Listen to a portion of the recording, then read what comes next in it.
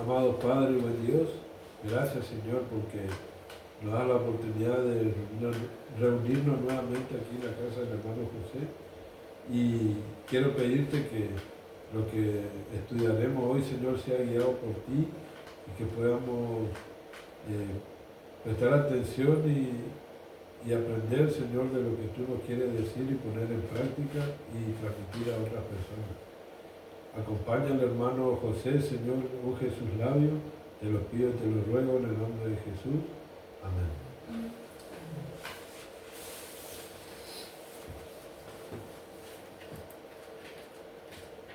¿Se acuerdan del...? Si quiere prender la luz del fondo, voy a apagar esta.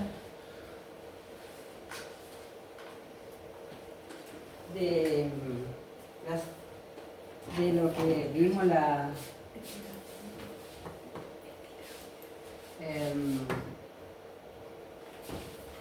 sábado pasado, que se pueden acordar.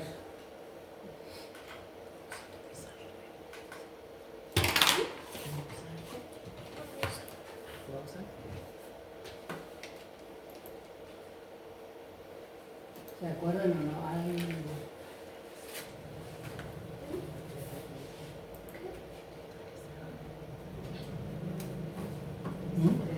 Cualquier cosa que se acuerda. Como un resumen, digamos, ¿qué podemos decir? No me diga que no se acuerdan de nada, no puede ser. Algo se tiene que acordar. El resumen del partido mío por el contra pésimo y pasó a cuarto final. Ese partido, para mí que le va a sacar de eje, me parece.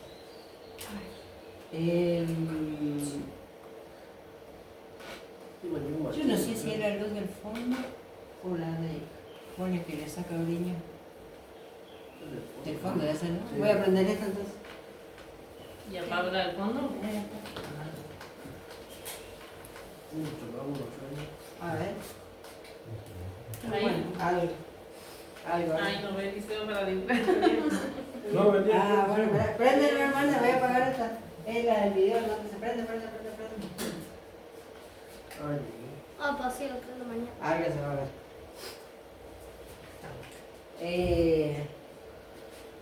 ¿Alguien vio una película que se llama El día después de mañana, donde se congela todo? ¿Sí? ¿Te acordás algo de la película? ¿Cómo se llama la película? El día después de mañana. Es como del Un 2000. huracán, pasa con hay un tsunami, cae nieve y se congela todo. Algo así, sí, Era exactamente. una ola polar, tipo una ola polar. ¿No? Exactamente, y como que todo el mundo se congela y, bueno, no todo el mundo, pero una buena parte. ¿Por qué les comento esa película? Porque yo no sé si ustedes sabían, pero es algo muy interesante. La Iglesia Católica tiene una enorme influencia filosófica y financiera sobre Hollywood,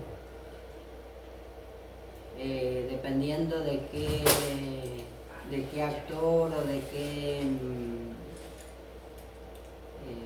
empresa, ahí está la Iglesia Católica teniendo su influencia para sacar determinadas películas, no importa de qué estilo, no tiene que ser religiosa. Puede ser ciencia ficción, puede ser de terror, puede ser de lo que sea. Ahí está la filosofía católica porque pone mucha plata la iglesia en Hollywood. Y especialmente se preocupa mucho por tutelar, digamos, actores determinados. Eso se hizo mucho más evidente en los últimos años y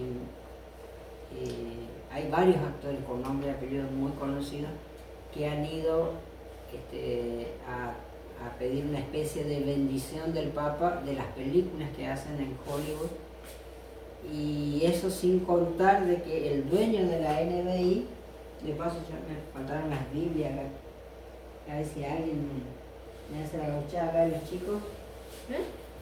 Tienen ganas de buscar la Biblia que están solo las Biblias, no todos los libros, porque si no van a estar todo el día. Las que están arriba de o están en el suelo o están en la mesita y ya se van a dar cuenta. Solo la Biblia, ¿no? A veces. O si no, voy a tener que ir. ¿Saben por qué les cuento? Porque, ¿se acuerdan el apellido y el nombre del dueño de la NBI?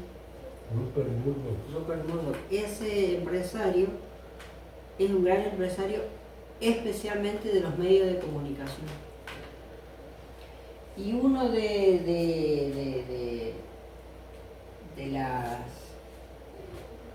empresas en la que él es mayor accionista, o sea, tiene su voluntad por sobre todas las cosas en esa empresa, es la famosa empresa de Hollywood, de la mayoría de las películas que se ven al cine, y es el famoso, muchas gracias, Fox, ¿cómo es? Century Fox, 20 Century Fox, que es no es la del león, digo que la del león, esa es la del león, no, porque esa fue muy famosa, gracias, fue muy famosa en un tiempo, pero esa no. Y era, muchas gracias, pero resulta ser de que esa gracias, ¿no? Gracias, muy amable. ¿Por qué les cuento eso, hermano? Porque esa empresa, la misma del dueño de la NBI, hizo esta película. ¿Se entiende? Y entonces, en la mayoría de las películas que están saliendo en el cine, aunque no nos demos cuenta, nos guste o no nos guste, Hollywood cada vez se vuelve más religioso. Hollywood cada día, cada semana que pasa está más religioso, más religioso, más religioso. Y no es que toda la película va a ser religiosa, sino que incorpora conversaciones religiosas y va mezclando. Y por sobre todas las cosas, capaz poco nos dimos cuenta, pero de la mayoría de las últimas películas, las más caras, las más vistas, siempre se está hablando del domingo. Siempre. Siempre. Lo que pasa es que si uno las mira, lo que sea, pero uno las junta todas y siempre hay algún diálogo que tiene que ver con el domingo. Algún diálogo. Ahora, de que el dueño de la mayor empresa de Hollywood sea un caballero papal, ¿sí? No es casualidad. No gratis le sale ese título, que es el mismo que vimos el video, ¿se acuerdan? O sea, no por algo la Iglesia Católica está feliz con este empresario. Y ahí viene la asociación empresarial. Esto hay que tenerlo en cuenta con el tema de la guerra contra las Biblias. Porque acuérdense de Apocalipsis 18, si por ahí pueden recordar y leer de vuelta. Vamos a recordar, hermanos, que en Apocalipsis 18 habla de la caída de Babilonia, en la segunda parte, y donde dice que Babilonia llora cuando ve el juicio de Dios sobre los ricos de la tierra, sobre los empresarios. ¿Por qué?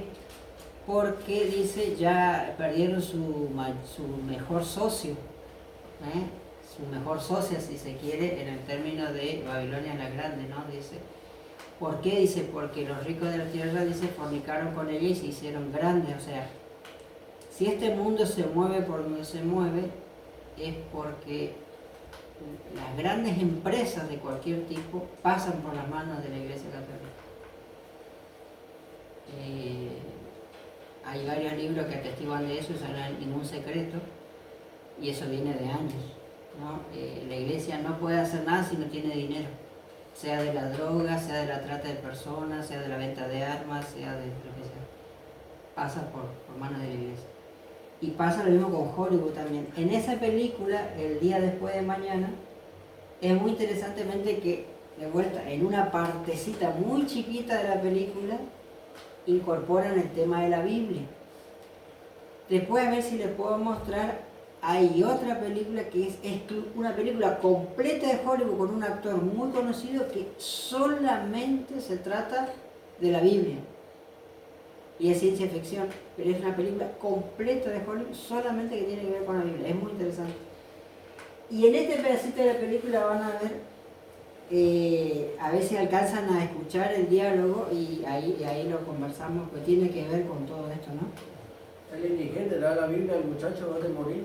El ¿Cómo? indigente del negro, que anda con el perro. Ese le entrega la Biblia al muchacho. No, estamos prendiendo fuego los libros y él le entrega la Biblia. Acá, no, es la biblioteca, acá esta parte. ¿Qué tienes ahí? Una Biblia Gutenberg. Estaba en la sala de libros valiosos.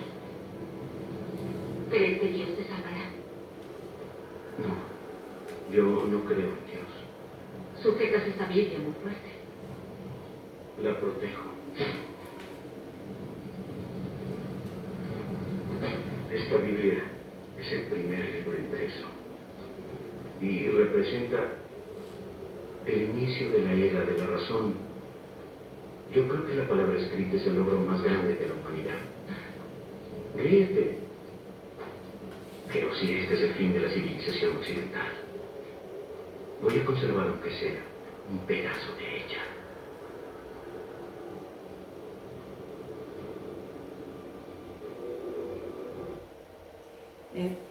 Capaz no se vio bien, no se escuchó. Yo le prometo que para la próxima, porque me bajé la película, la original, como para que se vea mejor, para que se escuche mejor. Pero como decía el hermano, como están todos muertos de frío, se encerraron así como nosotros, digamos así, en una biblioteca y todo se estaba congelando afuera. O sea, la idea es que el mundo se está destruyendo, el fin del mundo. Y ellos están refugiados en una biblioteca y en esa biblioteca están quemando los libros, no les queda otra, con mucho dolor en el corazón, supuestamente están quemando todos los libros de una gran biblioteca de Estados Unidos para tener algo de calor, ¿no? Para decir, bueno, que los libros se quemen, pero nosotros no vamos a morir, digamos. Y en eso es que están tirando libros para hacer como leña, digamos. Este hombre que dice ser ateo, pero como ateo dice, agarra una Biblia grande y la está cuidando y dice, bueno, esta no me la quemen, porque si se viene el fin del mundo, se mueren todos, por lo menos va a quedar una Biblia. Ahora, puede parecer muy romántico, muy lindo, muy, qué bárbaro. Y entonces, pero ¿cuál es el concepto que hay al meter esta parte de la cuestión religiosa en la película, como en muchas otras? La idea es que viene el fin del mundo y ante el fin del mundo lo único que hay que cuidar de conservar es la fe en Dios y en este caso la Biblia. Ahora ahí viene el problema, porque en las películas presentan esta idea de que hay que conservar la fe en Dios, pero la pregunta es ¿en qué Dios y qué fe? Y después dicen voy a conservar la Biblia. Sí, vas a conservar la Biblia, pero ¿qué Biblia? Y dice solamente que se escucha bajito quizás o se escucha muy rápido, según este ateo ahí que está teniendo la Biblia, dice esta es la primera Biblia impresa en el mundo por Gutenberg. ¿Alguien conoce acá la calle Gutenberg? Sí. Sí, que era a continuación de Santa Fe, creo que no. Sí. Pasando la avenida. Pasando la avenida. Bueno, ese Gutenberg, el mismo, no sé si ustedes sabían, es el inventor de la imprenta. En honor de ese personaje de la historia, ¿no es cierto? Es el creador de la imprenta en el mundo, en Europa. Y entonces se considera que a partir de que nace la imprenta, explota el mundo y cambia el mundo literalmente, como cuando nació Internet y explotó Internet y el mundo cambió. Y lo mismo con la radio, lo mismo con la televisión. Bueno, el gran invento de la época fue la imprenta. Y acá viene lo interesante. ¿Cuál fue el primer libro que eligieron imprimir en el planeta, en el mundo? Porque a alguien se le ocurrió, inventó el sistema de la imprenta. ¿Cuál es el sistema de la imprenta? Que ya se salía de copiar a mano, incluso la Biblia, ¿sí? Sentarse en una buena silla, bien cómodo, como le gusta al hermano, ¿no es cierto? ¿Sí? Porque te iba a doler mucho la espalda, iba a estar días, meses y años escribiendo a mano, ¿no es cierto?, traduciendo la Biblia. Se eligió con la imprenta de Gutenberg, dice, imprimir una Biblia. Ahora es muy interesante porque si uno busca qué Biblia, imprimió Gutenberg. Y es muy interesante porque es lo que estamos estudiando y es lo que nos interesa. ¿Qué Biblia creen ustedes que imprimió Gutenberg? No me acuerdo el año, pero cerca de 1500, porque ya para 1500 ya la primera Biblia del oso, la de Reina y la de Reina, no la de Valera, la de Reina, obviamente que también salió de la imprenta, la que yo mandé al grupo, ¿sí? Una original. Sí, efectivamente la primera Biblia fue la única Biblia que estaba autorizada en Europa. Y era la Vulgata Latina, porque la imprenta es anterior a la Reforma, unos poquito tiempo antes de que explota la Reforma Protestante. Y acá es donde hay que tener en cuenta, porque los años son muy... ¿Ahí no le molesta, hermano? No, de acá no le molesta. Ah, bueno. La luz, por favor. Vamos a leer Daniel 8:12. Y ahora... 1450 fue la primera Biblia hecha por Gutenberg. ¿Cómo? 1450 fue. ¿Viste? Ahí yo era 1400 y algo. Entonces, ahí esperándome con ese dato, vamos a empezar. ¿Qué año? 1450. Fíjense que, como habla la película,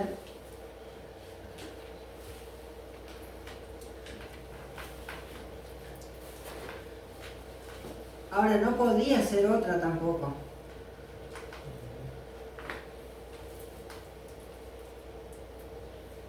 ¿Alguien se acuerda cómo se escribe Gutenberg?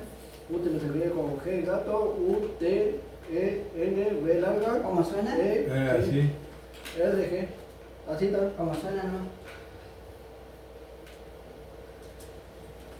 Ya tengo un 10 ya por ser hoy. ¿Eh? Ya tengo un 10 por aquí mismo. ¿Cómo googlear? Tengo hay que usar la... El cuadrito. El mataburro. El mataburro. Yo tengo un machete, ¿por qué no tengo ni machete local? Ahí, familia, fíjense, este primer dato, ¿por qué será que en 1450 usemos un poquito la lógica y recordemos un poquito lo que estudiamos? Y es importante, ¿por qué en 1450 la única Biblia que podían imprimir era la Vulgata Latina, más allá de que era la única Biblia autorizada? Mientras buscamos Daniel 8:12. Daniel 8:12. Si alguien lo tiene y lo quiere leer.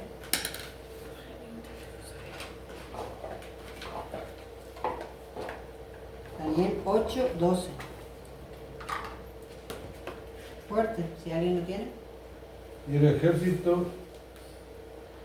ejército fue entregado a causa de la prevaricación sobre el continuo sacrificio, y echó por tierra la verdad e hizo cuanto quiso. Sucedióle próspera. Eso Bien. lo quise leer con Le vamos a regalar unos binoculares al hermano Carlos. Yo tengo uno ahí de mi padre. En serio, yo tengo uno que se ve re No, grande. acá tengo, hermano. Para darle vuelta. Ah, está de fiaca, hermano, la que le Sí, se cachamos, me ve. hermano, que estaba con fiaca. ¿Vio? Bien, De familia. vuelta, de vuelta. De vuelta. Fuerte. Y el ejército fue entregado a causa de la prevaricación sobre el continuo sacrificio, y echó por tierra la verdad e hizo cuanto quiso, y sucedióle prósperamente.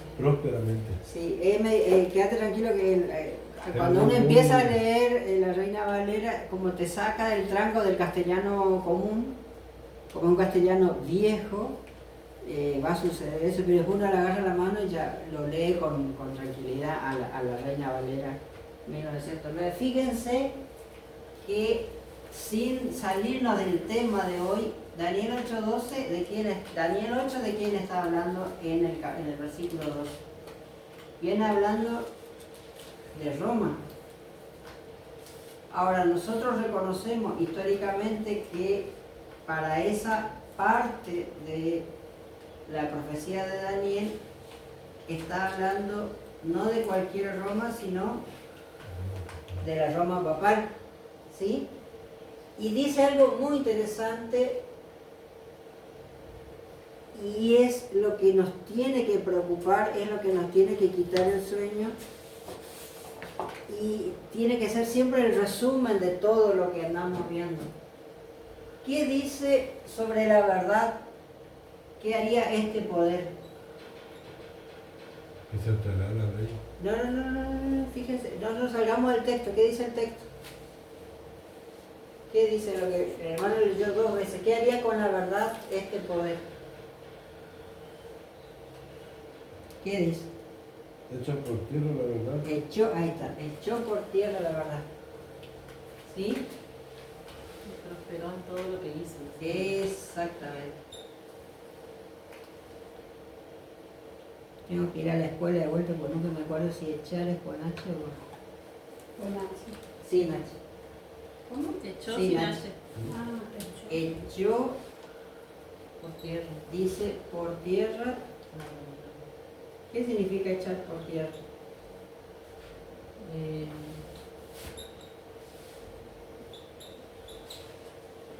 Compartir, predicar, No. Echó por tierra, dice. ¿Qué es echar por tierra? Algo. Y tumbar. ¿Mm? Sacó. Volteó, echaron. Exactamente. Echar por tierra es no dejarlo en pie, ¿sí o no? Sacó, volteó. O sea, voltear es despreciar, podemos usar muchos sinónimos, ¿sí? ¿Cómo usar destruir, tal? Destruir, La todos los... cantidad, 62, ¿y si me saltó bien? ¿Cómo? 62, algo significado, algo ¿qué significa, no? Sí. Claro, pero sí, es verdad. El idioma siempre es así. Dice disfrutar, desabatar, arruinar, proyecto, una cantidad de cosas. Exactamente. Lo interesante, hermano, y acá va algo que tengamos siempre en cuenta. Como dice el hermano, de repente uno podría decir, hay varios significados, pero la solución está en buscar otros versículos que estén hablando del mismo tema para poder encontrarle un mayor significado y ahí uno va a encontrar El último me gustaba porque dice derribará, Ajá. realmente algo que está de pie, dice el último. Ahí está, ¿cómo dice? Dice derribará físicamente algo que está de pie. En pie.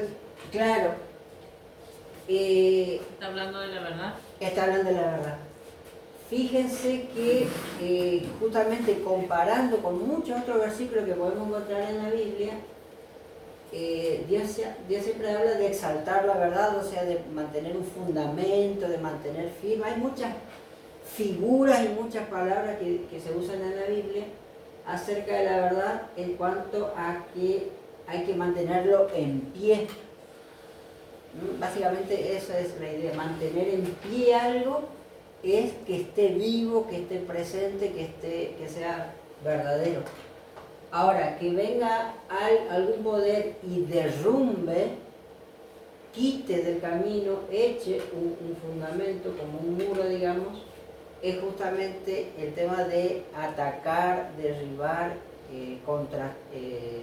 contrariar, todos los sinónimos que podamos, se nos puede ocurrir por nuestra cabeza. Incluso en el capítulo 8 mismo,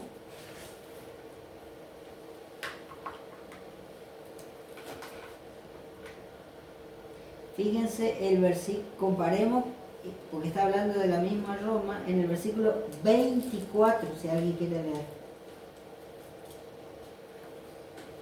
Y su poder se fortalecerá más con fuerzas propias. y causará grandes ruinas y prosperará y hará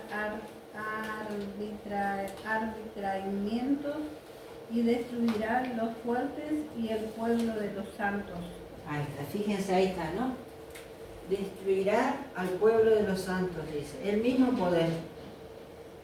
Esto en el 12 y esto en el versículo 24. Destruirá, ¿qué dice, hermana? Al pueblo. No olvidé el nombre. El 24.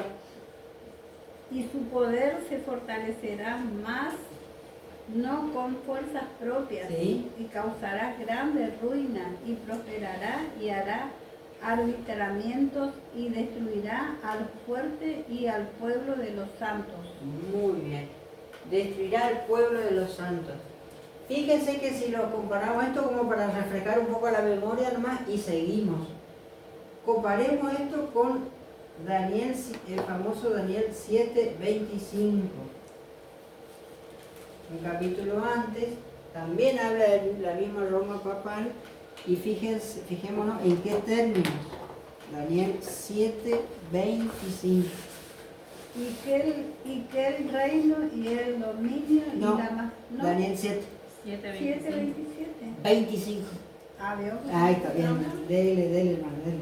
Y hablarás Bien. a palabras contra el Altísimo, y a los santos del Altísimo quebrantará y pasará en cambiar los tiempos y la ley, y serán entregados en su mano hasta tiempo y medio tiempo. Es un versículo, gracias hermana, muy conocido. También está hablando de Roma papal. ¿Sí? Y este es un texto muy conocido porque dice muchas cosas del versículo 25, un versículo muy conocido, debería ser muy conocido por nosotros, hermanos. Dice, haría muchas cosas, fíjense, ¿qué haría? Dice, hablará palabras contra el Altísimo, ¿sí? Y los santos. Hablará palabras, dice, contra el Altísimo. ¿Después qué dice?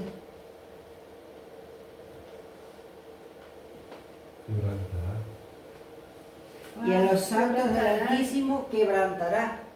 Sí. Dice, quebrantará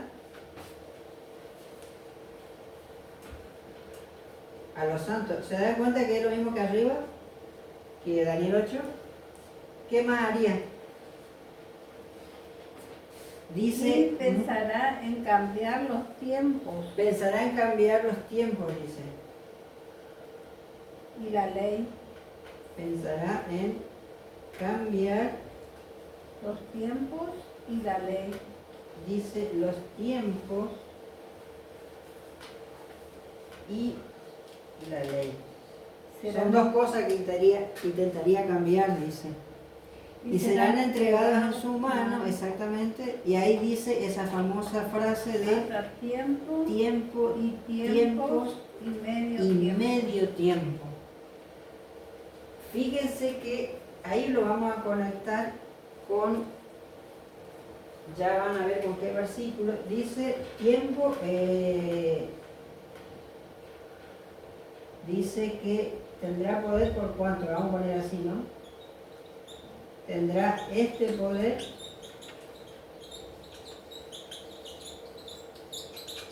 dice por, apenas ya anda este, dice por, fíjense, dice tiempo, Tiempo y Tiempo. medio tiempo. tiempos y medio tiempo, ¿sí o no? Sí. Acuérdense que todo esto es simbólico, pero viene acá algo muy interesante. Este tiempo, y ya vamos a ver dónde se repite en la Biblia, de paso ya les digo, ya en la Biblia aparece 7 veces. No vamos a repasar las 7 partes, vamos a repasar uno solo nomás. Pero fíjense, es lo mismo, nos dice, hablará palabras contra el Altísimo. Acá dice, echó por tierra la verdad. Acá dice, pensará en cambiar los tiempos y la ley, obviamente refiriéndose en contra de Dios, ¿no es cierto? Así que los tiempos y la ley de Dios, y acá dice, echará por tierra la verdad. ¿Tiene una coincidencia o no? Sí, está hablando del mismo poder. Fíjense que en el versículo 24 de Daniel 8 dice, destruirá al pueblo de los santos. En Daniel 7 dice, quebrantará a los santos. ¿Estamos hablando del mismo poder? Sí. ¿Cuál es la ventaja de leer en Daniel 7 sobre este poder? Dice que este mismo poder, si uno leyó en el 7 y después leyó en el 8, fíjense que el 7 le antecede al 8 en cuanto a Daniel, lo primero que ve es lo que está en el 7. Así que ya en el 7 Dios le había anticipado que este poder tendría este tiempo y medio tiempo la capacidad de destruir al pueblo de los santos y echar por tierra la verdad, por tiempo y la mitad de un tiempo.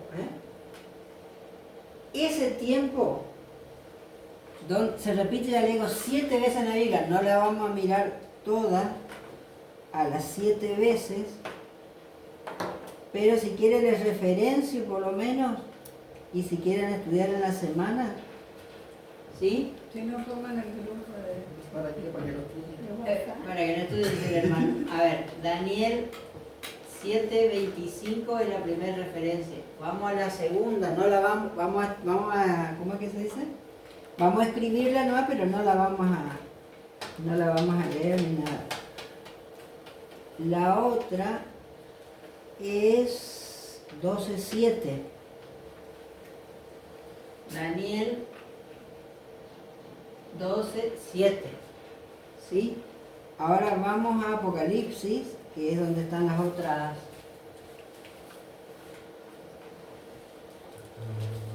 referencias.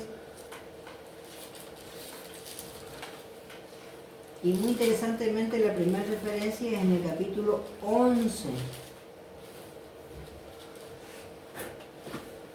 Pero está dicho de otra manera, ¿no? Espera que en Daniel me parece que me falta otra referencia.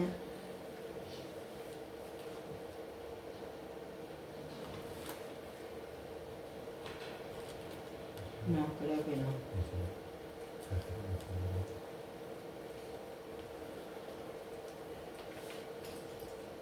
Sí, de Daniel son esas dos nomás.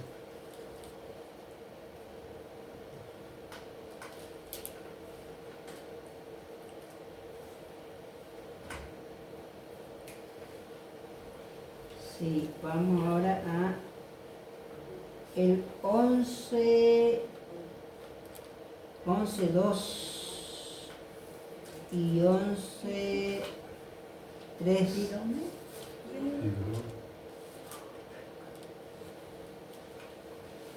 11:2, ahí están dos referencias.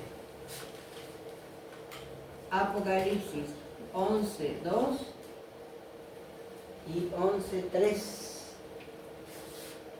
¿Sí? Después vamos a Apocalipsis 12. Y de vuelta hay una referencia al mismo plazo de tiempo. Y está en el versículo 14. 12:14. Vamos a la otra, Apocalipsis 12:14. En Apocalipsis 12:14 dice tiempos y la mitad de un tiempo. Ahora vamos a Apocalipsis 13.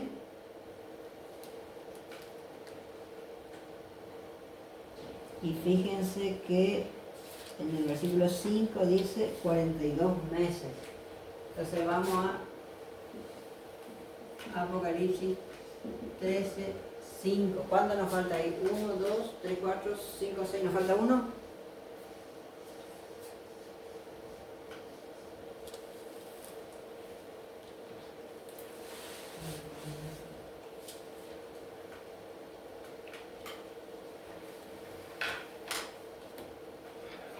¿Sí?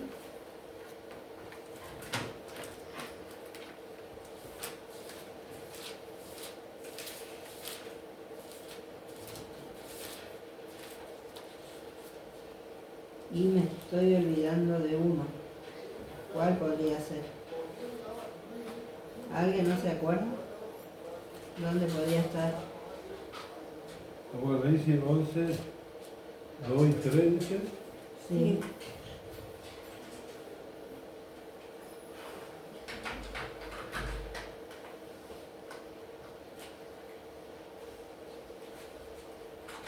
Permiso. Sí. Hola. Hola. Perdón.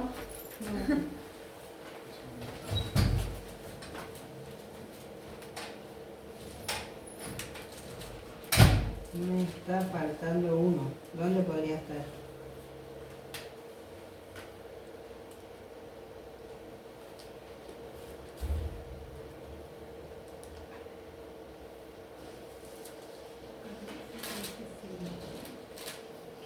Me parece que era Daniel. ¿Cuántos son? 1, 2, 3, 4, 5, 6. Falta uno. Falta uno.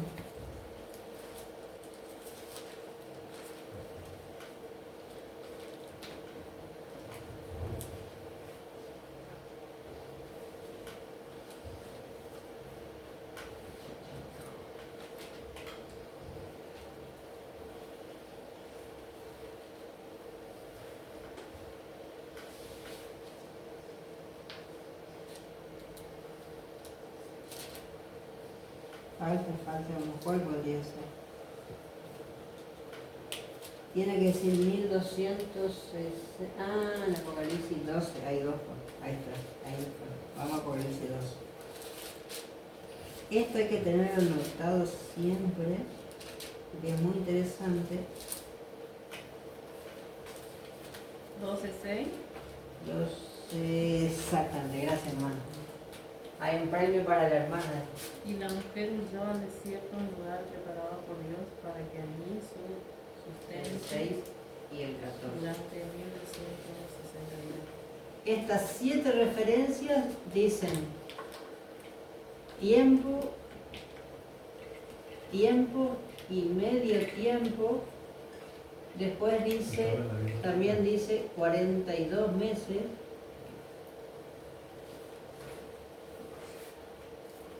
Y después dice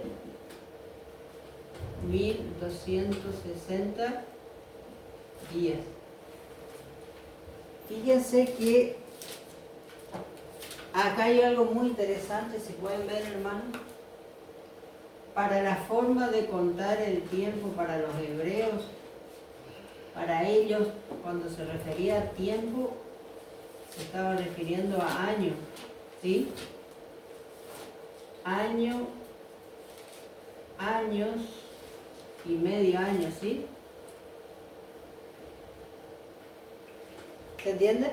La forma que ellos contabilizaban el número, digamos los tiempos, la forma que se referían muchas veces como un sinónimo de año era tiempo, ¿sí? Vieron que nosotros a veces decimos, hace tiempo que no le veo a mi pariente. ¿Y de qué está hablando? Qué sé yo, de un año, ponerle 2 años.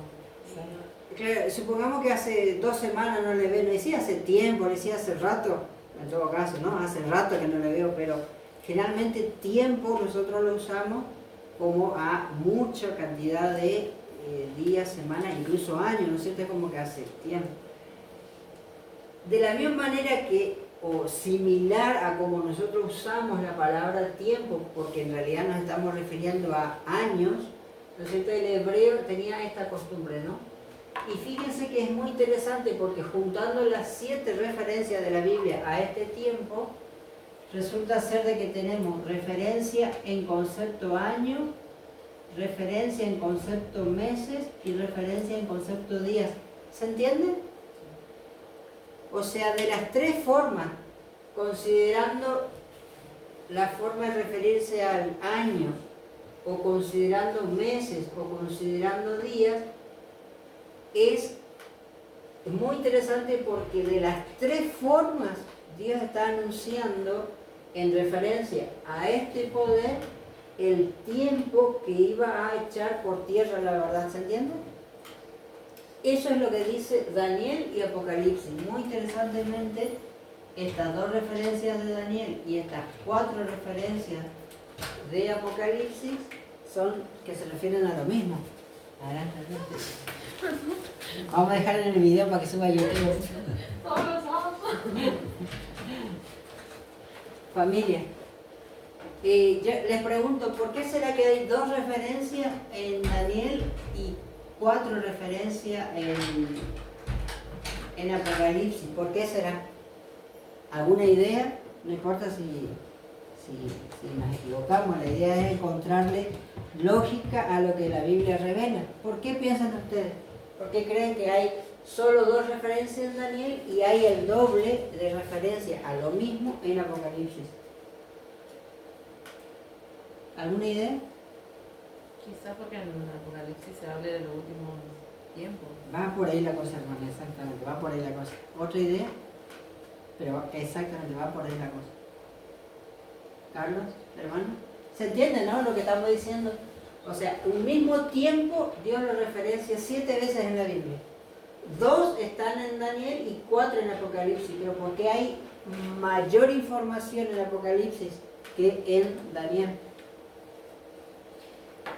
Hay una respuesta muy interesante y está en Daniel capítulo 12, versículo, ya les digo, y ahí está la respuesta. Es lo que decía acá la hermana Griselda, Daniel 12, fíjense.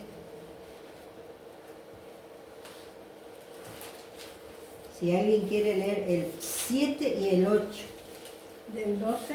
Del 12, el 7 y el 8. ¿Vieron que acá está la referencia de este tiempo en el 7? Obviamente que si ustedes lo leen en la semana, después se van a dar cuenta cuál referencia lo menciona como año, cuál referencia lo menciona este tiempo como meses y cuál referencia menciona este tiempo como días, ¿no es cierto? Eso es tarea para la casa.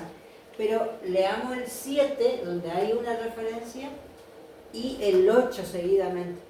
Dele, hermano. Hoy vino con ganas de leer la hermana, así que dele. Y hoy al varón vestido de lino que estaba sobre las aguas del río, al cual alzó su diestra y siniestra al cielo, y juró porque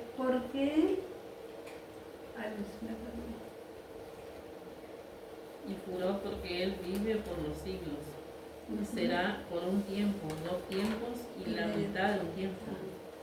Y cuando se acabe de quebrantar el poder del pueblo santo, todo eso se cumplirá. Y el 8 es muy interesante, ahí está la respuesta a nuestra pregunta. Fíjense el 8 que dice. Y yo oí más, no entendí. Ahí está. Y dije al Señor, Señor mío, ¿cuál será el fin de estas cosas? ¿Qué dice Daniel? Yo escuché, pero no entendí. Y el 9 entonces es muy interesante. A ver, alguien que quiera leer el 9.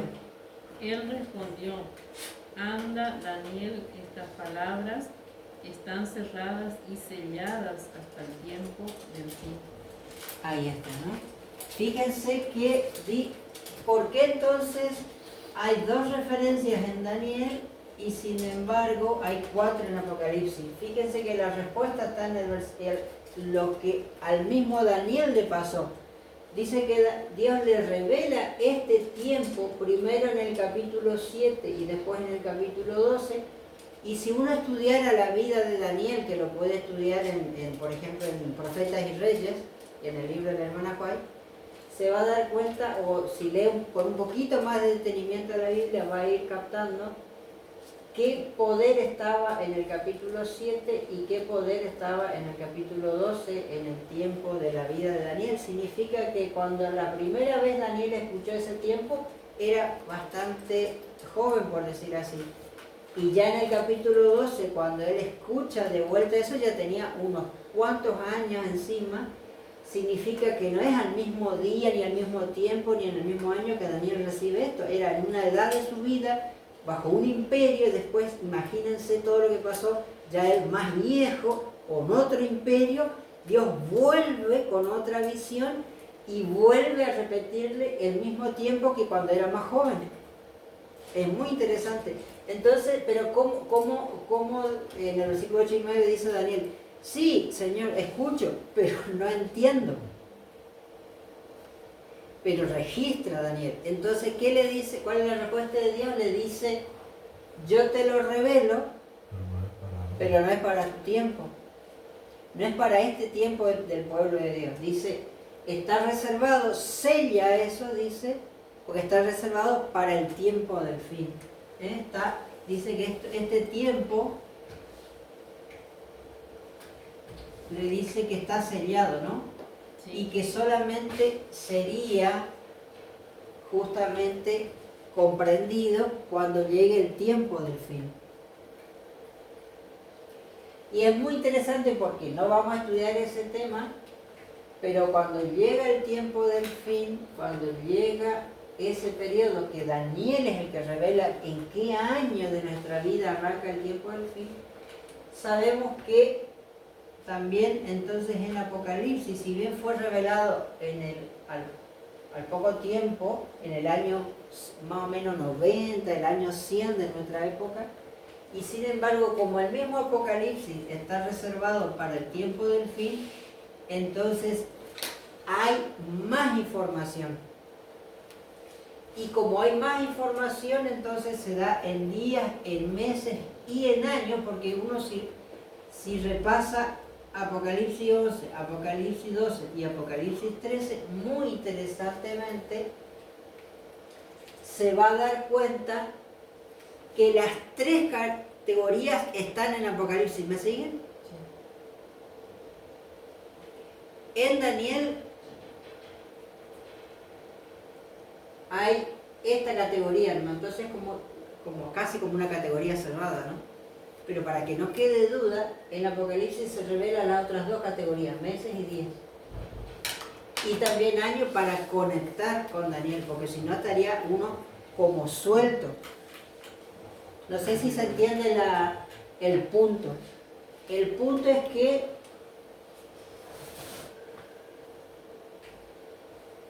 la profecía, tanto de Daniel y Apocalipsis, revela que la Iglesia Católica, el poder papal, mantendría un poder absoluto contra la verdad.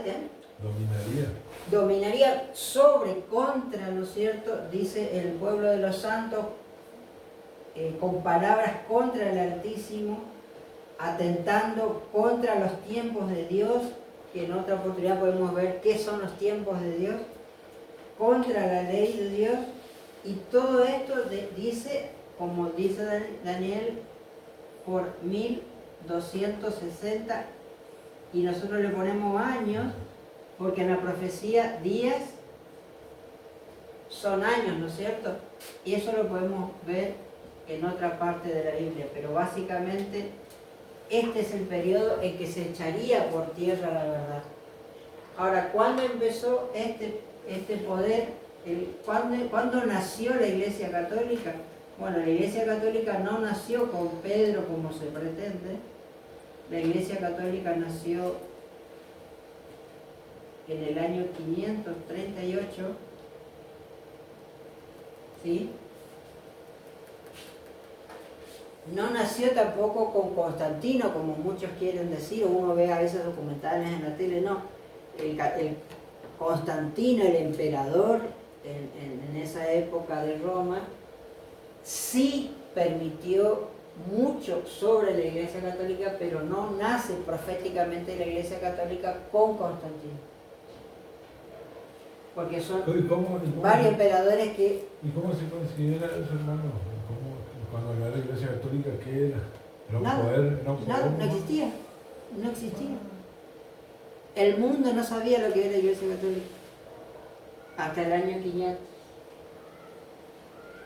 Lo que existía, y ya lo habíamos visto, por supuesto, se transforma en Roma papal a partir de este año, y antes que era, como dice el hermano Carlos, no era nada, era simplemente la Iglesia de Roma.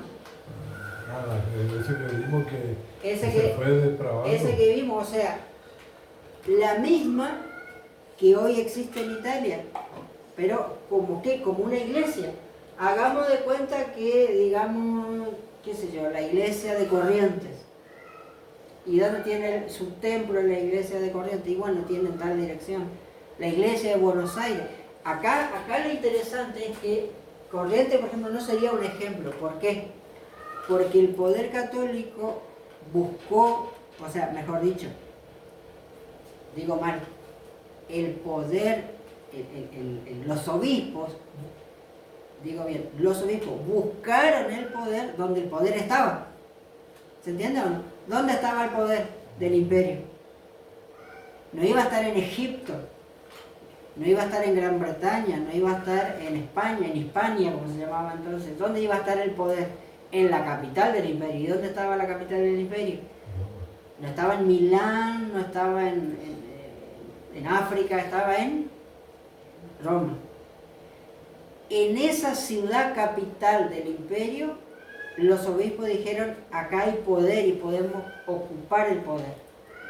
Y así fue que fue progresando la unión entre el imperio y la iglesia, desde la iglesia del imperio, perdón, que estaba en el imperio, no del imperio, sino que estaba en esa ciudad.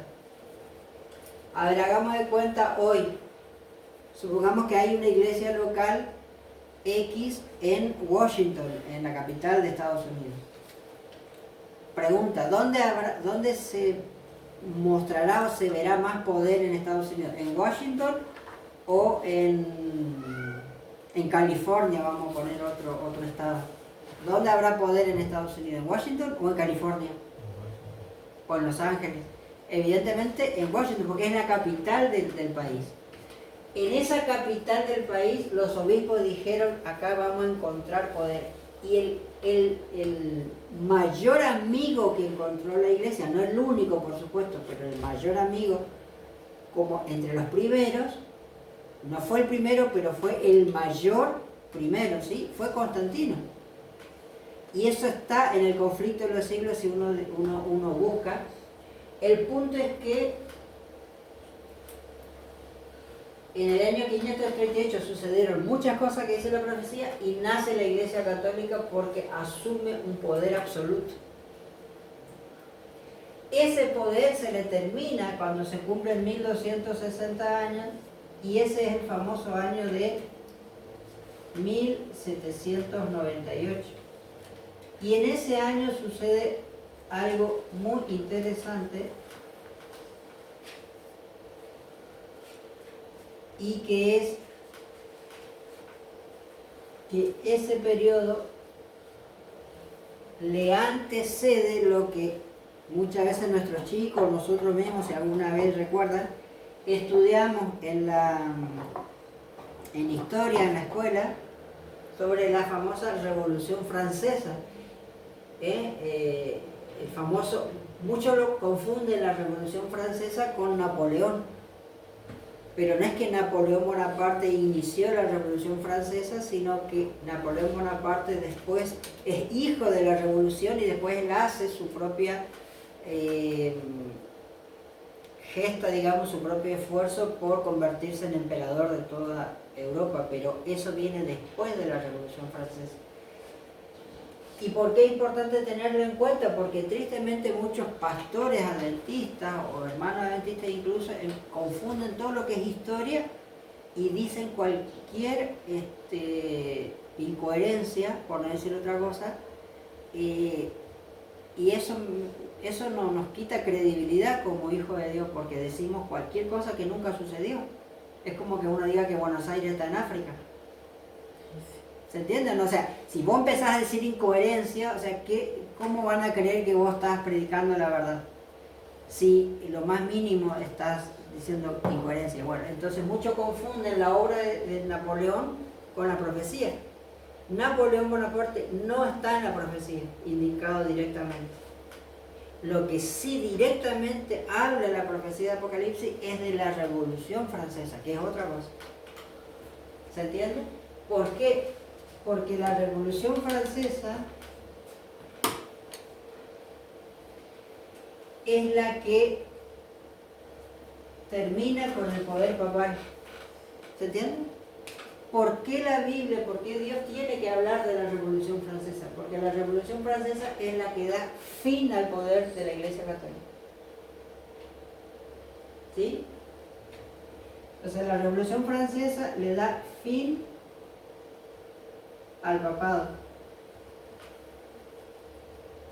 Pero un fin a medias. Eso es lo último tiempo. ¿Por qué un fin a medias? Porque la misma profecía indica la resurrección de quién? Del papado. ¿Sí? La misma. El mismo poder, la Iglesia Católica, ¿no? La misma profecía indica que tendría su fin en este año. Con todo fin, ¿en qué sentido? En este sentido. ¿Sí? Fin en este sentido. En que dejaría de destruir al pueblo de los santos, en que dejaría de hablar palabras contra el Altísimo en forma absoluta, en que dejaría de quebrantar a los santos y empezaría a cambiar los tiempos y la ley en forma absoluta, pero no en forma, o sea, dejaría el poder absoluto, pero las intenciones seguirían siendo exactamente las mismas. Hágase cuenta que usted, no quiero decir un perro rabioso, pero demos otro ejemplo. Vamos a usar un ejemplo bíblico. Un león, ¿no es cierto?, rugiente, queriendo destruir completamente. Y uno golpea, o ese león, uno logra darle un golpe en la cabeza de ese león rugiente y que no lo mata, pero lo inhabilita. Para que uno pueda, ¿qué cosa? ¿Puede avanzar? Andar. Para poder avanzar. Para poder escapar, digamos, ¿no es cierto? Para poder salirse de ese poder. Imaginémonos a ese león agarrando a alguien, ¿no? Y ese alguien puede lograr, o alguien logra, ¿no es cierto?, un golpe a ese león que no lo mata, pero que lo inhabilita para que se pueda escapar de ese león. Pero ¿qué pasa? El león se recupera y ¿qué hace? Vuelve sobre lo mismo, porque simplemente quedó cacheteado, quedó golpeado, quedó mareado, quedó inhabilitado, pero no muerto. ¿Se entiende? Eso es lo que la profecía habla del papado. En 1198 recibe una herida de muerte, como dice la profecía, una herida mortal sería la palabra más exacta, pero es una herida, no una muerte. Está reservada para el poder papal una muerte final, y esa muerte final dijimos, acuérdense que es Apocalipsis 18. ¿Sí?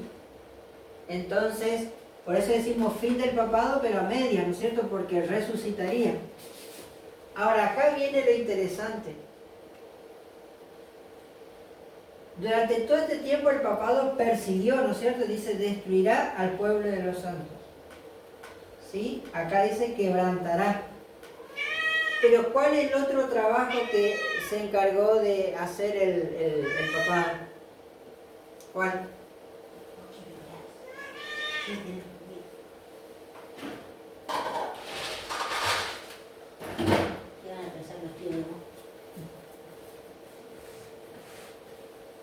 Familia, esencialmente haría tres cosas. Cambiar la ley. Dice, cambiaría la ley, cambiaría los tiempos, que no es lo mismo, acá adelantamos que no es lo mismo los tiempos de Dios que la ley de Dios. Parece lo mismo, pero no es lo mismo. Se predica mucho de que son lo mismo, no es lo mismo. Entonces, perseguiría este tiempo haciendo estas tres cosas, tratando de cambiar los tiempos y la ley y persiguiendo las palabras, persiguiendo con palabras al Altísimo. Fíjense qué interesante que acá dice, hablará palabras ¿contra quién? Contra el Altísimo. Y acá dice, echó por tierra la verdad. Entonces ya viene una primera conclusión. ¿Cómo este poder echaría por tierra la verdad? Hablando palabras contra el Altísimo. Ahora, ¿cuáles son las palabras del papado contra el Altísimo que echa por tierra la verdad? ¿Se entiende? Sí. De vuelta, ¿cuáles serían las palabras, cuáles pueden ser o cuáles son las palabras del papado, de la Iglesia Católica contra Dios echando por tierra la verdad? ¿Cuáles son esas palabras? El día de oración, la mortalidad del alma, ¿Y eso? ¿Y por qué? ¿Eso qué son? son verdades. Dice, hablará palabras contra el Altísimo.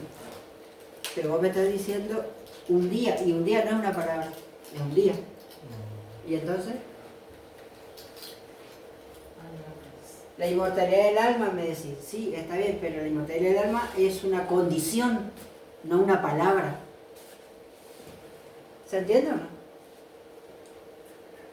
Cambiará el tema de la Biblia, puede ser. Entonces, va por ahí, está bien, es una cuestión, pero ¿cómo le llamamos al domingo, a la inmortalidad del alma, Texto, a un montón de cosas? ¿Cómo le llamamos? ¿Mm? el texto, palabras. No, porque de vuelta siguen siendo cosas, ¿no? Días, una situación, la muerte, pero en conjunto, cuando Blasfemia. Apostasía. todo eso es válido, pero acá la profecía dice, hablará Hablará palabras. ¿Se entiende? Ahora, todo lo que estamos diciendo es verdad, pero a ver, es para ordenar el punto. La profecía dice, hablará palabras. Entonces, es como si fuera que va a adulterar la palabra. Y que ahí viene el asunto. A ver, todo lo que ustedes estamos mencionando, ¿no? Y habrá, ¿cómo hablará? Dice, hablará palabras. Contra el Altísimo. Acá en este, ay, no sabe. ¿Quién sería el Altísimo? ¿El Papa? ¿O... Dios. No, Dios. No, pues yo estoy hablando... Dice que este poder, Cambiando. dice, hablaría contra el Altísimo, ¿no? Y después dice que quebrantará a los santos del Altísimo. O sea, evidentemente el Altísimo es Dios, Ah, ¿sí?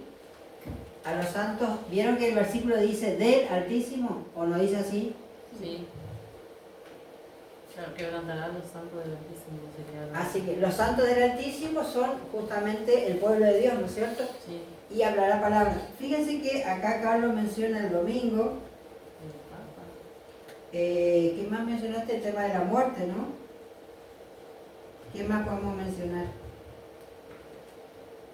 Le doy una ayudita, el tema de la ¿El Virgen. Papa va a cambiar eso, no? No, Idolatría. ya sabemos que es el Papa, pero estamos diciendo qué son las palabras. Fíjense La que, verdad.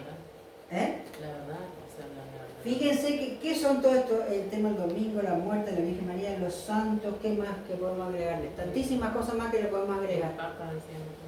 Todo esto, ¿cómo se enseña?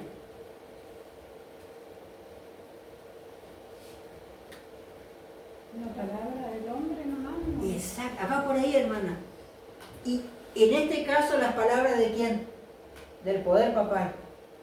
Ahora, las palabras del poder papal, las palabras del hombre que enseñan el domingo, que enseñan la muerte, que enseñan el tema de los santos, la Virgen, y mil cosas más. Yo no sé si traje acá. Yo les quería mostrar.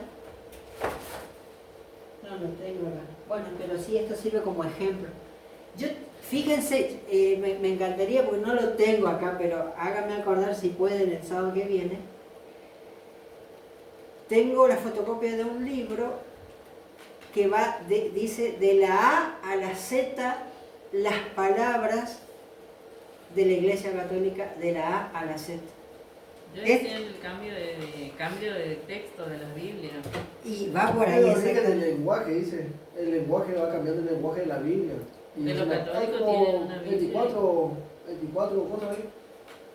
Significado, ¿no? Va todo un poco por ahí, fíjense, pero les quería, esto me parece, no es la única por supuesto, pero es es la mejor, me parece a mí, por eso les quería mostrar, la mejor de... No, ay no, porque no anda equipo ahí. Poner en la mesa, ya no. En tu mesa, ahí no, apoyarle sin adelante. Gracias. Perdón.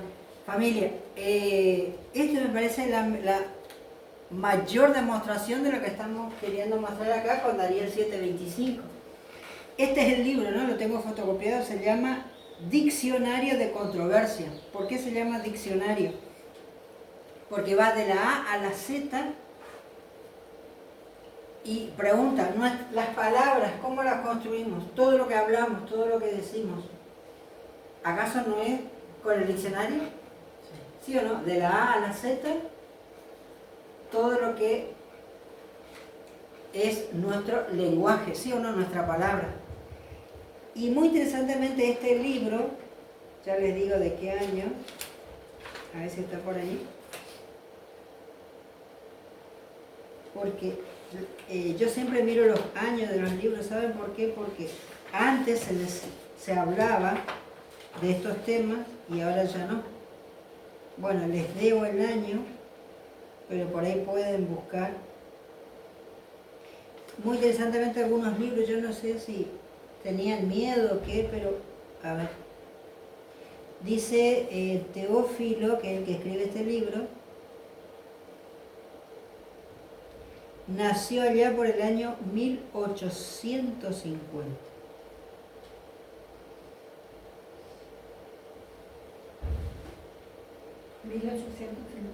En los valles del Piamonte. Mira qué interesante, yo no, ya se ve que no me acordaba. El autor de este libro es valdense. ¿Cómo le debemos los valdenses, no? Y no nos damos cuenta. Así que es un libro acerca de 1900, imagínense. Y acá empieza, mira, ahí yo lo voy a mostrar. Mira, acá empieza con la A. Y dentro de cada A tiene varias enseñanzas papales. Todo lo que empieza con la A. Por ejemplo, si queremos la doctrina de la Virgen María, ¿dónde la vamos a encontrar? En la B corta.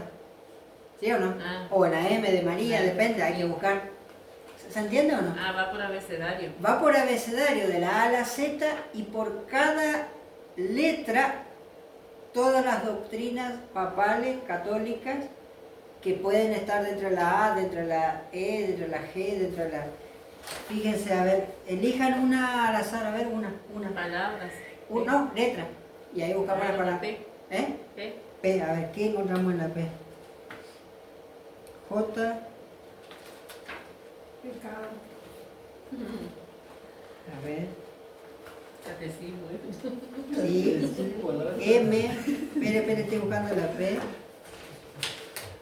Acá está, miren, P.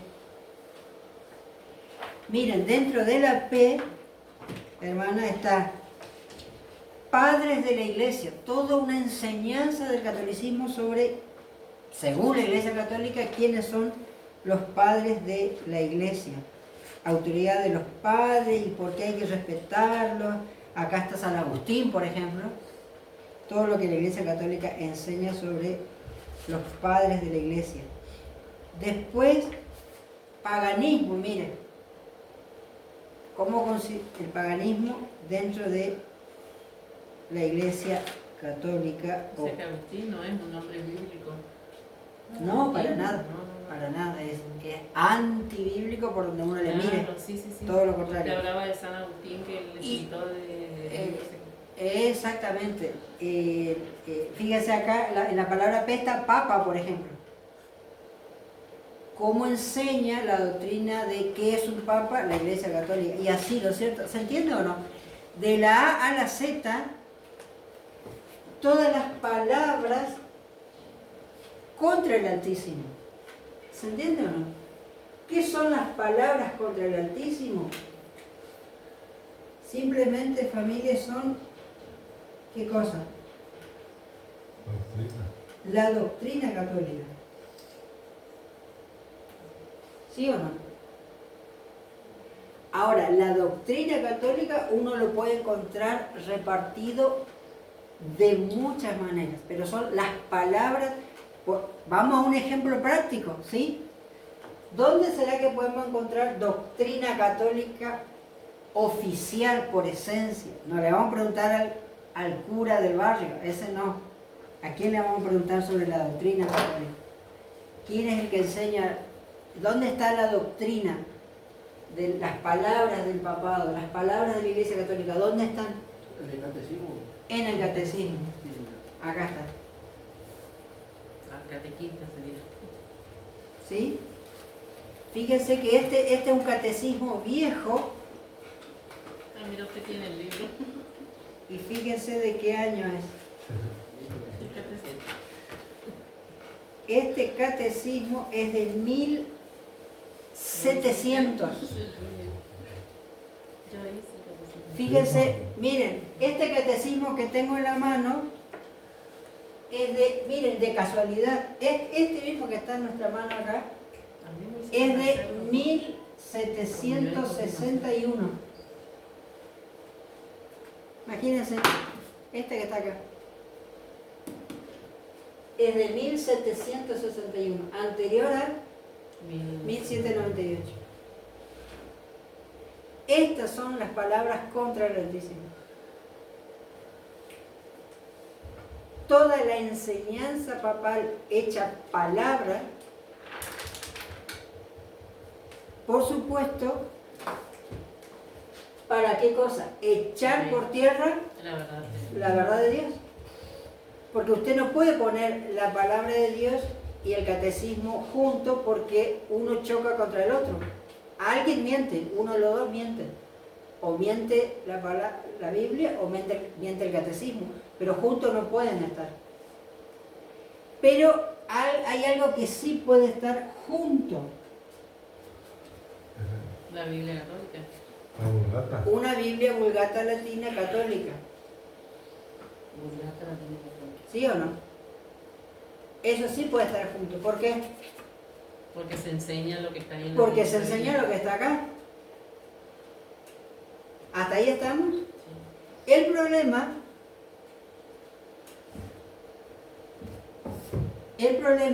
viene acá. Cuando aparentemente pierde poder el papado, pasan unos pocos años y aparentemente el mundo protestante y después el mundo evangélico empieza a creer que Roma cambió, que se hizo bueno, que el león en realidad no me quería comer, sino que me estaba haciendo caricias nomás. Y que el león, ahora que está más fuerte, que ya se recuperó el cachetazo, en realidad se está fortaleciendo porque tiene que vivir como todos, tiene libertad de vivir y no que se está haciendo fuerte para comerme, como león rugiente buscando a quien devorar, como dice la palabra de Dios. Entonces, ¿qué hace el mundo católico? ¿Qué hizo las sociedades bíblicas? Dice, bueno, ya que Roma cambió, según ellos, no según la palabra de Dios, según ellos, entonces ¿qué dicen? Vamos a hacer un convenio con Roma, porque ahora esta misma Biblia, ahora la podemos combinar y vamos a tener esta Biblia. Hermano, ¿Se entiende? Hasta ahí y cierro el punto. Si uno mira acá qué Biblia es, que es la traducción en lenguaje actual, acá lo interesante es que en la tapa misma dice con deuterocanónicos en orden alejandrino. El tema de orden alejandrino se refiere al norte de África, tiene que ver con el idioma griego, todo eso lo vamos a ver después. Pero los famosos libros deuterocanónicos, que suena elegante o parece un trabalengua la palabra, pero en realidad son los famosos libros apócrifos. Ay, más que eso, hermano. ¿Más que? Más libros que eso, que lo que conocemos. Generalmente conocemos la mitad, pero en la propia Biblia están todas. En las Biblias católicas, por supuesto. ¿Se entiende la idea? ¿O decías más que fuera de la Biblia? Fuera de la Biblia. Más deuterocanónicos, o sea... ¿De los que están en la Biblia y fuera de la Biblia? Eso mismo. Sí, y muy interesantemente, acá ya te muestro porque yo lo había traído para mostrar. ¿Cuáles son esos, hermanos? Acá, mira, Justo la pregunta de Carlos acá. ¿Sí? Macabeo, Todo eso. todo eso. Ese tiene la que yo tengo. Fíjense que acá dice pronto, ¿no es cierto?, con esos libros. Ahora, todos esos libros que están aceptados como dentro de la Biblia son varios, mucho más de lo que a veces repetimos, a eso me refería, de lo que conocemos o de lo que verbalizamos. Y aparte de lo que ya está aceptado por la Iglesia Católica como otros libros, acá viene la parte interesante y que me da pie para más o menos cerrar, para ir para el próximo sábado después. Fuera de los libros apócrifos que están incorporados en la Biblia, aún en la católica, existen muchísimos otros libros bíblicos, aparentemente, pero que son apócrifos. ¿Se entienden? Todos esos libros están acá. Fíjense, los famosos evangelios apócrifos, tomo 1 y tomo 2 porque son muchísimos, imagínense. Están todos acá. Todo lo que está acá es muy interesante porque todo lo que está acá son los falsos Mateo, Marcos, Lucas y Juan. No el Nuevo Testamento, sino solo los evangelios. Por eso se llama evangelios apócrifos, tomo 1 y tomo 2. Son todos los evangelios falsos de la época. ¿A qué época nos estamos refiriendo? Al año 100 y al año 200. ¿Se entiende o no? A ver, les doy un ejemplo que a mí me llamó, un punto que me llamó extremadamente la atención y para que se entienda el asunto.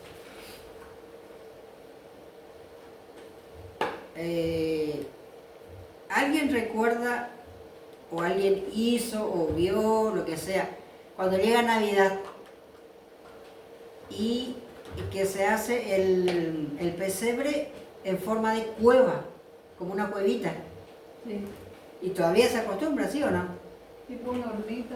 Tipo como un hornito, exactamente, pero es como una cueva de piedra, simulando ser una cueva de piedra, más allá que ahí pongan los animales y que lo pongan ahí a María, a José, al niño Jesús, Como todo lo que sea. Como un corral sería. Sí, pero dentro de una cueva. Está el pesebre, todo de madera, que es pesebre, ¿sí? Pero después está el que es como una cueva, incluso en dibujo, en video, en todo lo que sea. Acá la hermana recuerda, ¿sí o no? ¿Recordamos eso? Bueno, pregunta, ¿de dónde salió eso? La Biblia no habla de cueva, No. habla de un establo. Sí, que sería un corral o algo. Que sería como un corral que tranquilamente tiene que ser al estilo hebreo, como era ya la época. Claro, es como una cueva, hermano, porque no tiene paredes, o algo así nomás. No, pero literalmente lo que se hace son cuevas de piedra. Incluso yo tengo una película, la última que se hizo sobre María y sobre Jesús, sobre el niño, es la última película que no sacó Hollywood, pero por ahí cerca anda, y es literalmente en una cueva, debajo de una montaña. O sea, está la referencia a una cueva y está la referencia de un establo, ¿sí? Techado o no, pero es una referencia a algo distinto. El hecho que supuestamente el lugar que se le dio a María y a José fue una cueva de piedra, para empezar, vamos a resumirlo, no es bíblico, no está en la Biblia. No, Porque la Biblia habla de un establo. Uno podría decir, bueno, es un detalle, pero pongamos atención al detalle y entendamos la situación de fondo, no el detalle. ¿De dónde salió la idea ¿De hacer una cueva? de que de una cueva salga el niño Dios, como se le dice, no? ¿Eh? ¿Cómo? De los católicos. ¿De dónde salió, hermana? Porque en ese tiempo no había material. Claro, se da esa excusa, se pueden mil excusas, pero la Biblia dice establo, no dice cueva de piedra. Bueno, esa idea de que Jesús nació en una cueva y no en un establo salió de acá. ¿De dónde? De otros evangelios que cuentan y que dicen, en lugar de que vos vayas a Mateo, Marcos, Lucas y Juan y diga, se les dio posada porque no había lugar en la posada, se les dio lugar en un establo, eso dice, ponele Mateo y Marcos, ¿sí? Sí. Pero vos agarrás Mateo y Marcos, el apócrifo, el falso, el trucho, y acá que dice, se les dio lugar en una cueva. Claro, porque incluso vio que nadie le quería hospedar, nada. Todo lindo, pero la Biblia testifica que se le dio lugar en un establo. Claro. En la Biblia trucha, el Evangelio falso dice en una cueva. Ahora, no es poco el detalle, y no lo vamos a mencionar ahora, pero el hecho que se referencie a una divinidad, está bien hecho hombre, pero saliendo de una cueva, tiene que ver con una idea pagana de dónde sale un Dios. ¿Se entiende? Claro, la cueva es para un animal, no es justamente para Jesús. Más allá de eso, el punto es que el concepto de cueva era muy común para los paganos. Y como era muy común para los paganos, cuando los evangelios truchos se escriben, no cuentan la verdad de que nació en un establo, cuentan la falsificación mezclando verdad con mentira de que nació en una cueva. Y eso está acá. Después hay muchísimas prácticas que uno ve especialmente en Navidad y en otras fiestas, y todas están acá, en los evangelios falsos.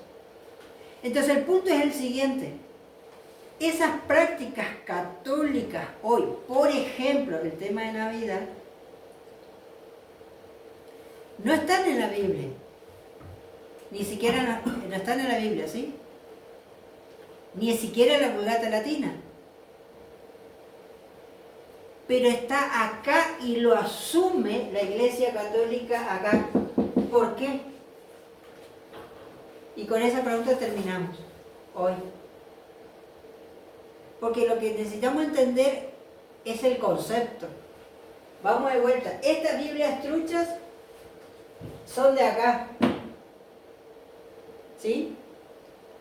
Llega el año 500 y existían estas Biblias truchas, existía esta Biblia trucha y existía la Vulgata Latina, naturalmente, donde sale.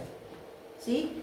Pero cuando llega este año y la Iglesia Católica dice vamos a festejar Navidad, no saca de la Biblia esa cuestión, saca de estas Biblias falsas. ¿Por qué? ¿Cuál es el punto? El punto es que independientemente se haya podido introducir en la Biblia una falsificación, el catolicismo está preocupado por preservar no la Biblia, sino una tradición pagana. O sea, el paganismo de toda la vida se mezcló con el cristianismo y salieron estos 4 evangelios apócrifos. Parte se modificó en el Nuevo Testamento y hay cosas muy fuertes que se modificaron en el Nuevo Testamento. Háganme acordar, vamos a ver un ejemplo bíblico muy interesante que si lo leemos de paso no lo vamos a considerar, pero déjenme darle un ejemplo más y cerramos con esto. Si usted va al versículo del nacimiento de Jesús y de lo que hace María como mujer parturienta después de dar a luz, si usted lee la Reina Valera 1909, lo que hace María como judía recién habiendo parido, recién habiendo dado a luz, está de acuerdo a lo que todo judío hacía según la ley levítica. ¿Hasta ahí estamos? ¿Perdón? No, María, la mujer que da a luz, la mujer que... Hay un rito para la mujer que da a luz, y es un rito de purificación para la mujer que acaba de dar a luz. y está en la ley levítica. María, como buena judía, cumple esa ley levítica y lo realiza. Y eso está en los evangelios. El problema es que si uno lee la Reina Valera, ¿por dónde tengo una Reina Valera 60? Si alguien tiene por ahí, acá.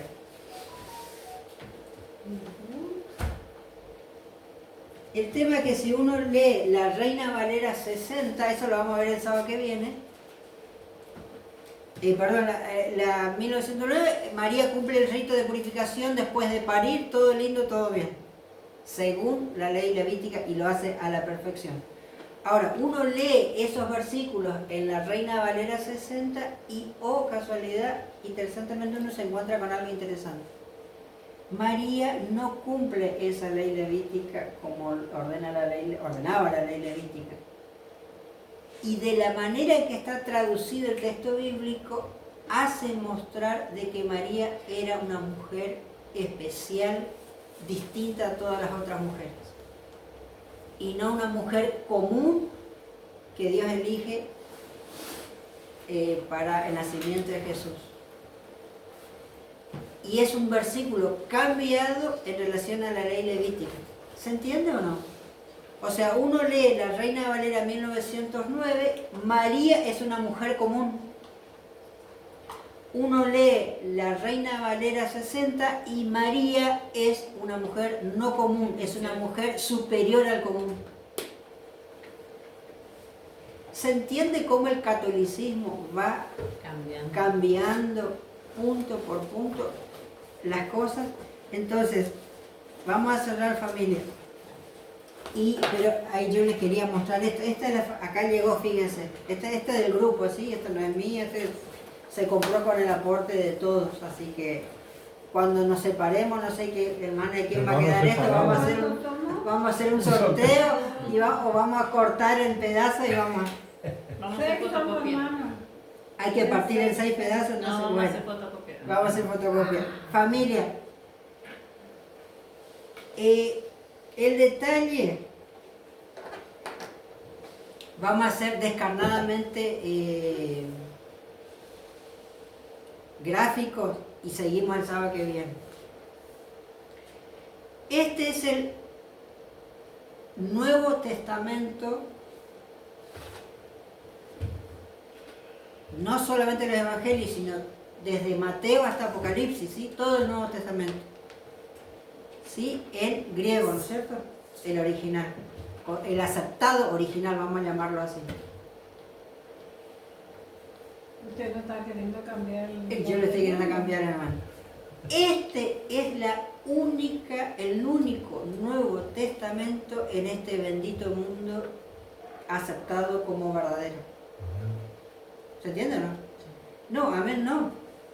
¿Qué año es, hermano? No, hermana, amén no, porque estas son las palabras contra el Altísimo. Yo pensé que era No.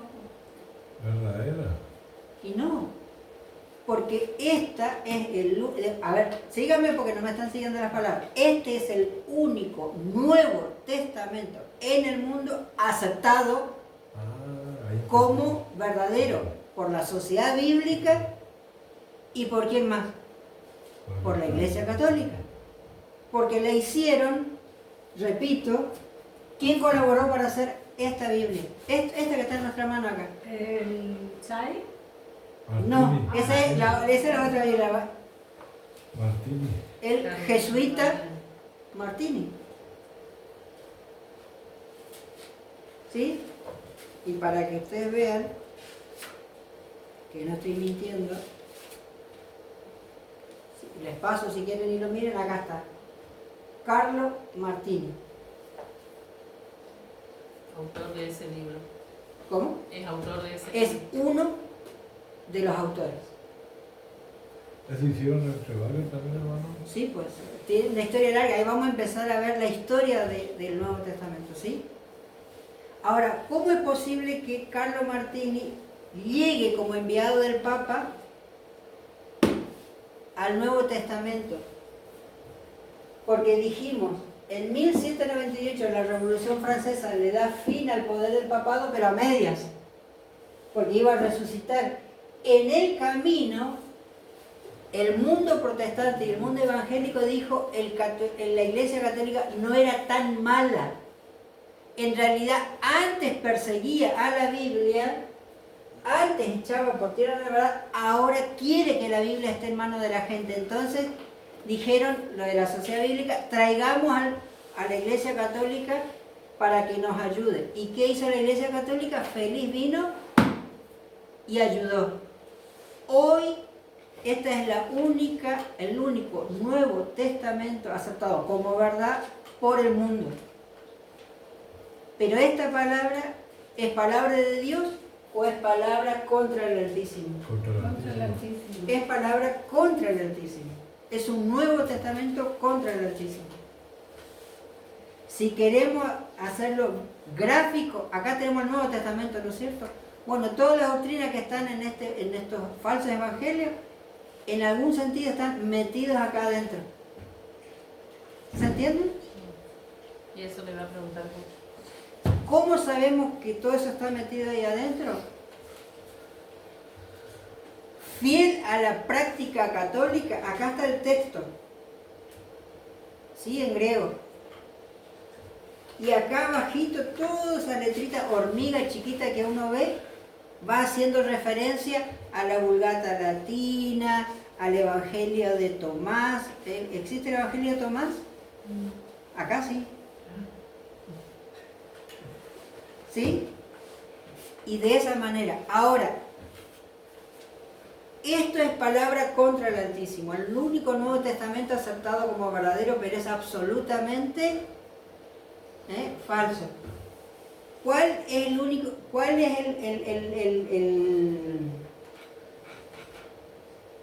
no lo tengo acá.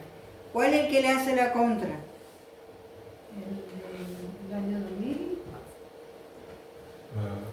¿Cómo que hace la contra, hermano? ¿Quién le hace? O sea, este le hace la contra a Dios, ¿sí? Pero ¿y dónde está la verdad? 1909. Hasta 1909 se mantuvo fiel. Pero vamos a empezar el sábado que viene. Yo le voy a mostrar, no sé si se acuerdan ustedes que yo tenía un Nuevo Testamento bien gordito. Pero así como hay un conflicto entre dos Biblias, una en español, ¿no es cierto? Y dentro del español, supongamos, esta es la Valera 60 y la NBI, y esta es la Valera 909. Pero estamos hablando siempre en español, ¿sí o no? Sí. Ahora, muy interesantemente, y es nuestro tema con el que arrancamos el sábado que viene, ¿esto está en griego, sí o no? Nosotros no sabemos griego, no hay problema.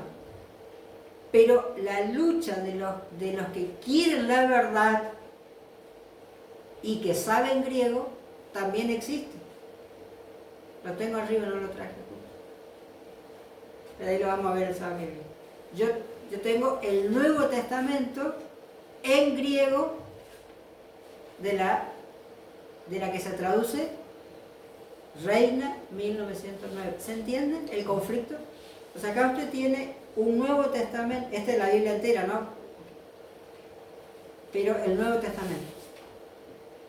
El mismo conflicto que existe con el Nuevo Testamento, lo vamos a ver un poquito más adelante, el mismo conflicto existe con el Antiguo Testamento. Y si de alguna forma podemos seguir aportando a estos materiales, vamos a conseguir el Antiguo Testamento también. ¿Se entiende? ¿De qué sirve esto?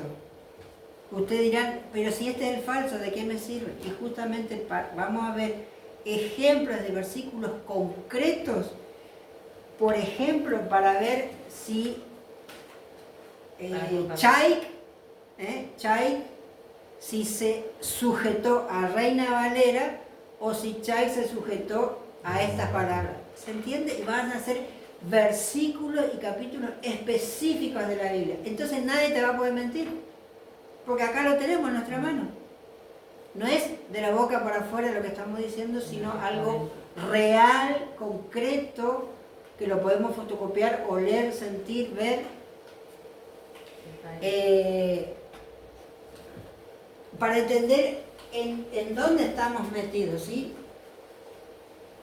Esta voluntad de echar por tierra, de destruir la verdad del mundo del poder católico jamás se le fue del corazón.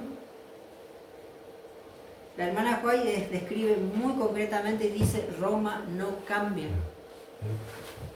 Porque el ángel caído, ¿sí? El Lucifer caído, jamás cambia y jamás cambió. Como el versículo de semana que dice que es como cordero, que es malo, pero es como cordero. Exactamente, Apocalipsis 13, donde dice que habla de Estados Unidos, pero del poder protestante, que en realidad se vuelve católico, sí, dice tendrá cuernos como los de cordero, pero habla como dragón. Exactamente es lo que dice el hermano Carlos, ese es el punto. Buen versículo. Realmente.